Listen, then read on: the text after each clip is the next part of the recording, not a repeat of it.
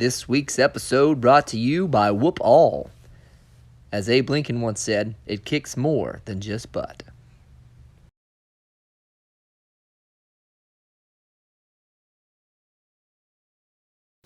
Well, howdy, children.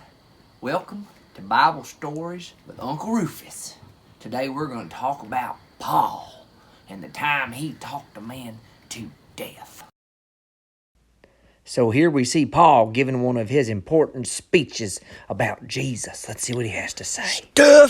Stuff, important stuff, Jesus, stuff. Let's see what the listeners thought. Smack. Wow, that's important stuff. I know. It's like Jesus. Oh my gosh, he is so hot. Look at his tan and his muscles. What the? I'm sorry, Uncle Rufus. That was my fault. I did not mean to interrupt your story. But Kevin just posted a selfie. Oh my gosh. Ruby, you say something like that again, I swear I'm going to get a blood test, because I ain't sure you can. Man, I hate tests. I swear, if y'all don't let me finish this story, I'm going to open up a can of whoop all on you. So anyhow, there was a feller on the back named Eutychus, and he was excited. He was saying things like, wow, this is important stuff. Well, as Paul went to talking, Eutychus kept falling asleep till he couldn't take it no more. He leaned back and he fell right out the window. Poor Eutychus fell from the 3rd floor all the way down to his death. And Paul's just preaching away up there, and then he sees what happens.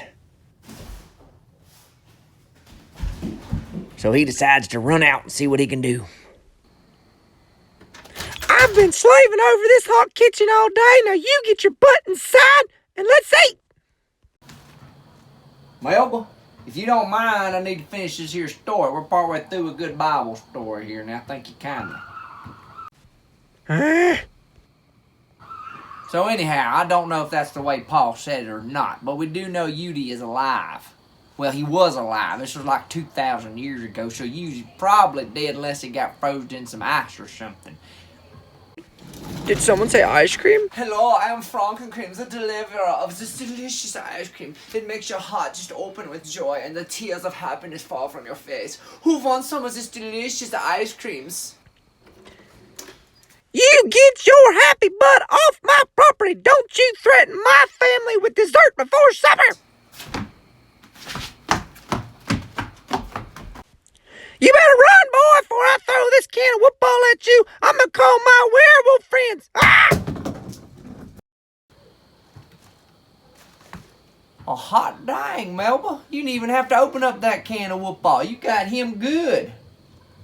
Alright, y'all, well, let's head inside. We'll sit down at the table. We'll finish this story. We'll get to the moral. So, essentially, Paul was able to bring Yooty back to life. And then they head up in the house. And they all eat supper. It's midnight. It's kind of late, but they eat supper. And then Paul talks all the way till the morning. And Yooty goes home, and he's all right. Now, he could have died the next day. He could have died 6 years from now. I don't know. But anyway, Paul saved him in that time. Now, the moral of this story is that sometimes God's going to talk to you, and you're not going to want to listen. You're going to be tired like Yooty was. You're going to be in that window wanting to fall out of sleep. You're going to be doing homework. You're going to be texting your best friend. You're going to want to play video games and whatever those kids do on there, clapping and people and punching them in the cheeks or whatever. God's going to talk to you, and you need to make sure you listen. You need to have that ear open. If Yooty would have stayed open on his ear, he wouldn't have fallen down on his head. And Paul ain't likely to be around to bring you back this time. Because, well, unless he finds his head.